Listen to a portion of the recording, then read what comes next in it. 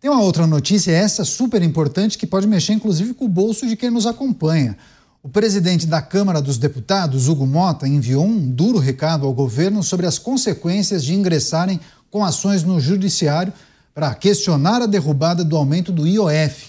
O parlamentar afirmou que o gesto será visto como um enfrentamento claro, que só fará o Congresso querer dobrar a aposta nos embates com o Planalto.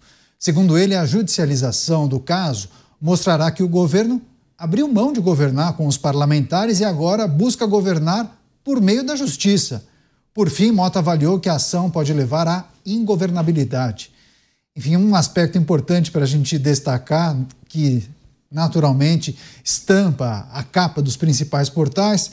Você, Dávila, a gente trazia as muitas sinalizações dadas pelo Executivo e a maneira como o Congresso Nacional, seja pela Câmara ou pelo Senado, acabava lendo ou interpretando esses movimentos do Executivo.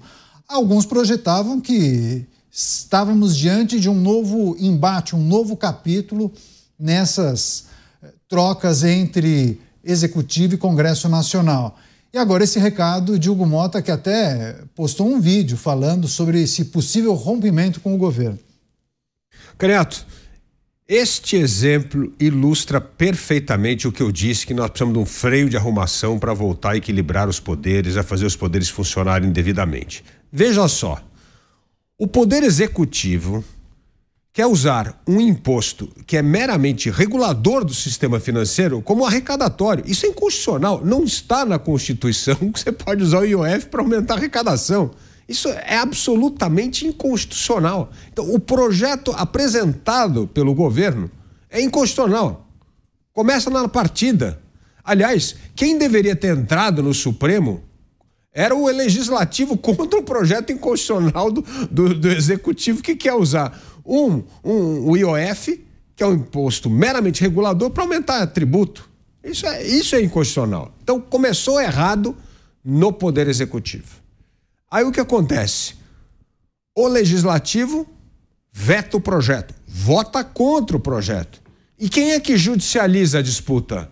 O Legislativo. Um partido nanico vai lá, do outro lado da rua, vai no judiciário e fala assim: eu quero agora discutir a constitucionalidade desse projeto. Então, veja só, imagina agora se o Supremo decide que é constitucional. Olha a bagunça que você cria. No fundo, ninguém tem razão. É esse o ponto, porque cada um não consegue respeitar a decisão soberana do voto do Congresso. O Executivo não consegue fazer redução de despesa e fica inventando subterfúgio inconstitucional para aumentar a receita. E o Judiciário, que devia falar, esse é um problema, já foi resolvido no Legislativo. Não, vai querer se meter na conversa. Então, é um problemaço que a gente está vivendo. É uma disfuncionalidade generalizada da democracia brasileira. Esse é o ponto. Esse é um exemplo, é uma medida que a gente está discutindo aqui. Então, o que eu acho que deve fazer? O presidente da Câmara, Hugo Motta, deveria orquestrar com o presidente Davi Alcolumbre aprovar uma emenda constitucional para acabar com o IOF em 26. Aliás, esta medida era para ser terminada, esse imposto, em 2029. Esse foi um projeto, inclusive, lá discutido no governo passado. Era uma das condicionantes para o Brasil entrar na OCDE. Porque o IOF é um imposto que não é reconhecido por ninguém, é uma disfuncionalidade. E para o Brasil ingressar na OCDE, um dos compromissos assumidos pela nação brasileira foi acabar com o IOF. Então, por que não faz o seguinte? Já que isso vai virar outro imbróglio constitucional, aprova uma emenda constitucional acabando com o IOF já para 2026. Vale 2025 e 2026 acaba. E aí não tem uma discussão. Porque do jeito que as coisas estão indo, que tudo é judicializado, tudo se discute a Constituição e cada um que inicia uma iniciativa, como é o caso do Executivo, não respeita a Constituição, então é isso aí, é uma disfuncionalidade absoluta da democracia brasileira. É mais um quadro triste do que está acontecendo com as nossas instituições no país. Pois é, você, Dorgan, a judicialização da derrubada do aumento do IOF, esse alerta feito pelo presidente da Câmara, Hugo Motta, e esse ambiente, de desarmonia entre os poderes. Quais aspectos precisamos destacar? Embora o poder tripartite parte do princípio ali que tem que ser cada um independente, cada poder, no presidencialismo, o executivo normalmente, se você não tiver executivos fortes, fortes que eu falo não são totalitários, longe disso, mas executivos estruturados, com planejamento e com certo controle do Congresso ali, você tem problemas com o legislativo e com o judiciário. O que a gente está assistindo, na verdade, se inicia principalmente ali no final do primeiro governo Dilma para o segundo e não parou mais. O Eduardo Cunha ali vem ali, cria, o Mota, por exemplo, cria, entre aspas, ali dessa lógica do Eduardo Cunha, né, de pulso de ferro ali no Congresso e fazer com que o Congresso mande ali e tenha sua vida própria, independente do Executivo, né? Só que ali isso se agrava demais quando o governo Bolsonaro passa o orçamento ali praticamente para a mão do Congresso, né? E isso continua no governo Lula, do mesmo jeito. E aí virou esse negócio, não se discute mais país, as questões estruturais aí que o próprio Felipe colocou, muito real, não se discute mais na pauta do Congresso também. O Congresso poderia estar provocando essas pautas se o governo tem uma certa confusão interna ali. Só se discute eleições a cada 2 anos, espaços de poder e emendas.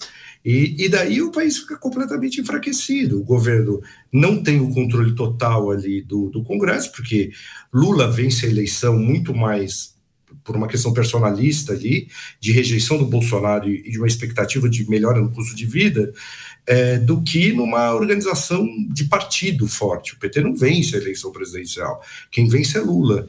E daí ele não tem essa liga. O Congresso ali, majoritariamente, já tinha perdido a identidade com o PT no impeachment da Dilma. Então ele não tem esse contato. Então ele fez ali uma alocação do governo, né, para ter uma certa governabilidade de coisas importantes, mas aquela alocação que os caras estão falando 2 anos antes que vão ter outros candidatos à presidência. Então não tem essa relação, é muito frágil. E um Congresso acostumado ali, agora acostumado nos últimos tempos, de ter o orçamento praticamente na mão ali. E daí é muito difícil, aí tudo vira moeda ali de tensionamento e não é chantagem, mas é negociação ali pesada, né? E daí também o Supremo Tribunal Federal, que nunca teve protagonismo na história, e não é para ter em nenhum lugar do mundo, a Suprema Corte é protagonista, ele tem também protagonismo, porque daí ele se vê também nessa fragilidade executiva que eu acho que se inicia ali em 2014, 13, 14, e dura até hoje, praticamente sem interrupção.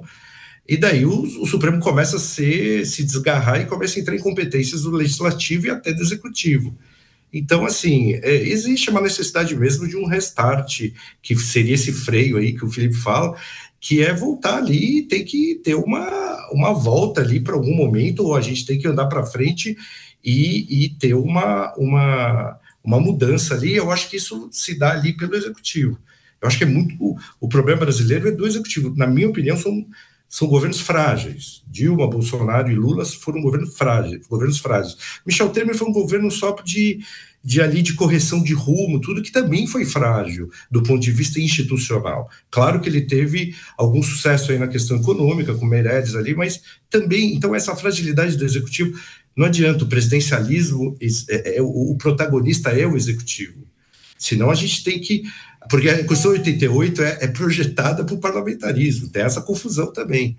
Então, assim, senão a gente tem que começar a discutir que talvez o parlamentarismo seja a opção de futuro, né? Porque presidencialismo executivo realmente tem que ser forte ali, decidido ali das coisas e ter planejamentos e ter controle de não é controle sobre os outros poderes, mas ter uma interlocução mais altiva e mais segura ali.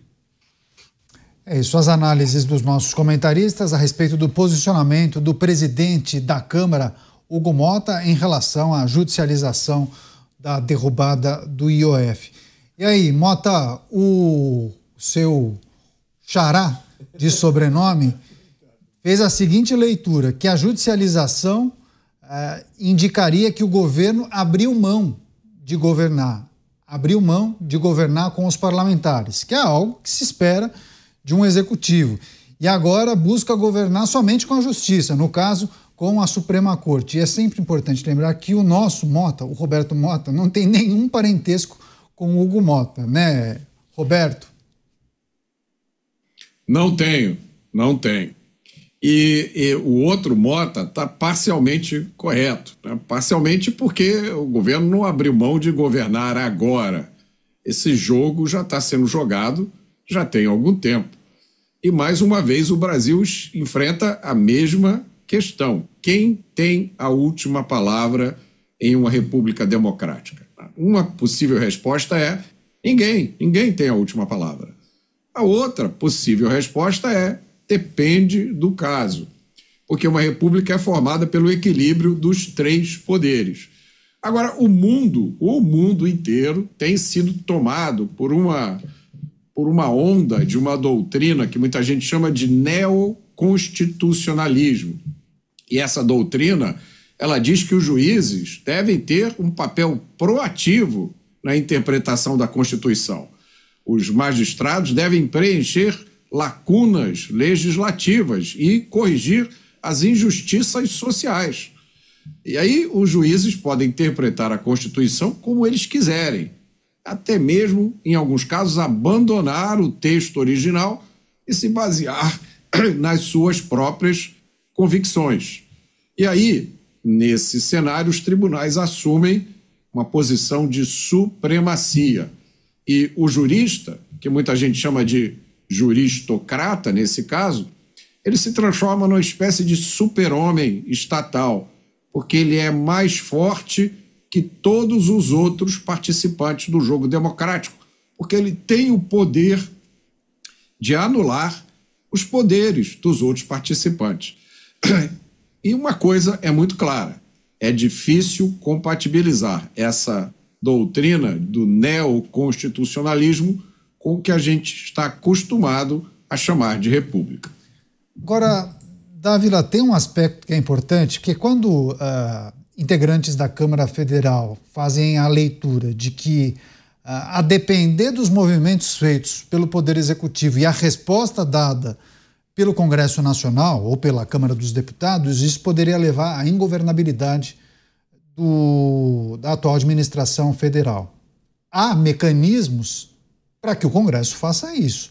Porque se for para dobrar a aposta, se o Executivo quiser judicializar uma questão que foi aprovada ou a decisão foi tomada pelo Congresso Nacional, é preciso respeitar, ainda que você não goste, não concorde com o posicionamento.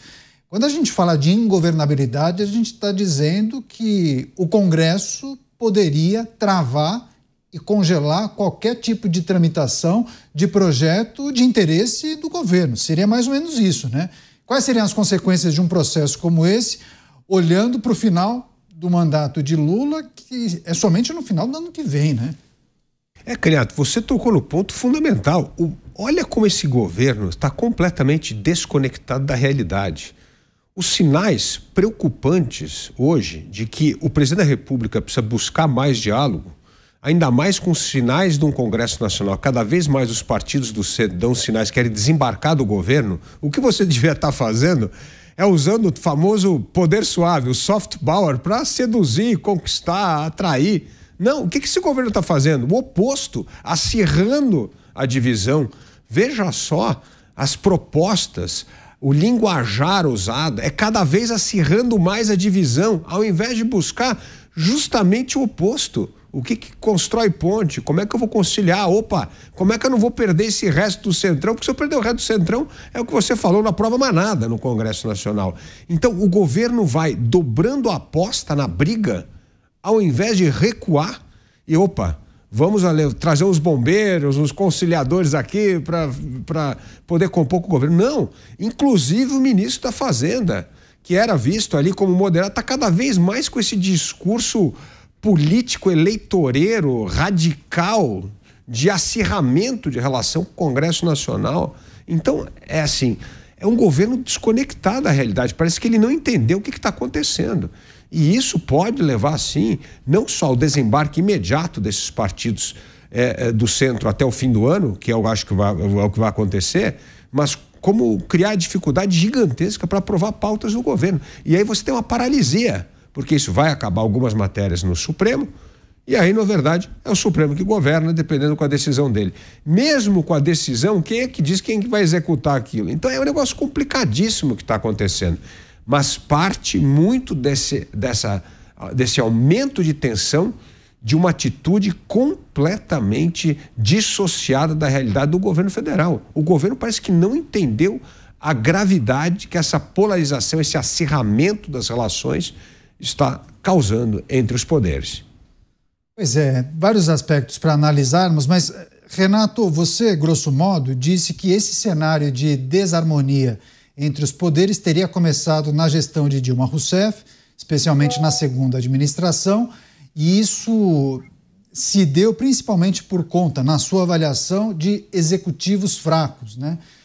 Então, presumo que você tenha avaliado que as gestões Lula 1 e 2 foram muito diferentes dessa atual administração.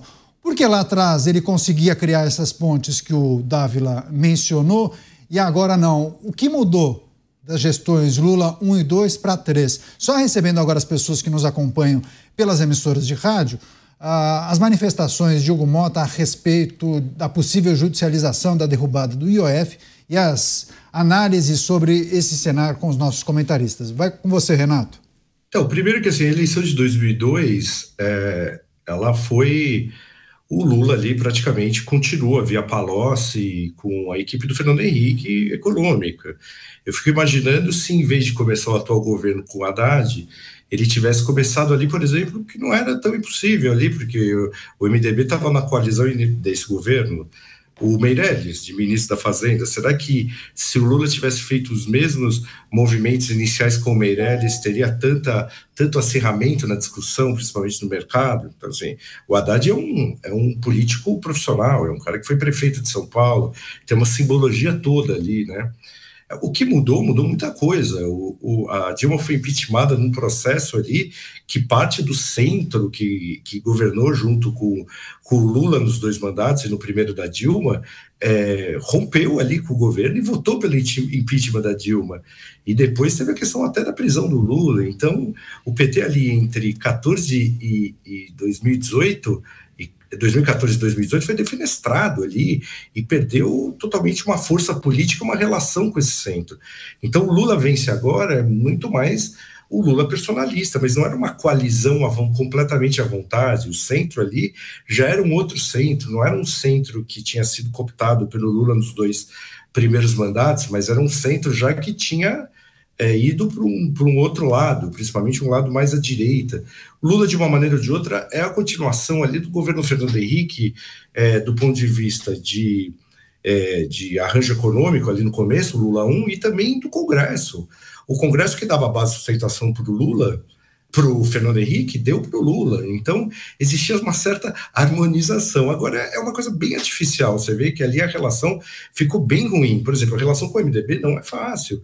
Tirando a ala mais progressista ali do MDB, foi o MDB um dos partidos que articularam o impeachment da Dilma. Então, a relação ali é uma outra relação, uma relação muito mais tensa. Eu acredito muito na questão da relação política para tudo isso, por mais complicado que seja, a relação política brasileira é muito eleitoral. Então se passa ali praticamente todos os anos de mandato discutindo eleições. Um ano antes da eleição já discute eleição, no ano da eleição não se faz nada porque é eleição, e como tem eleição a cada 2 anos, então fica o tempo todo essa questão eleitoral.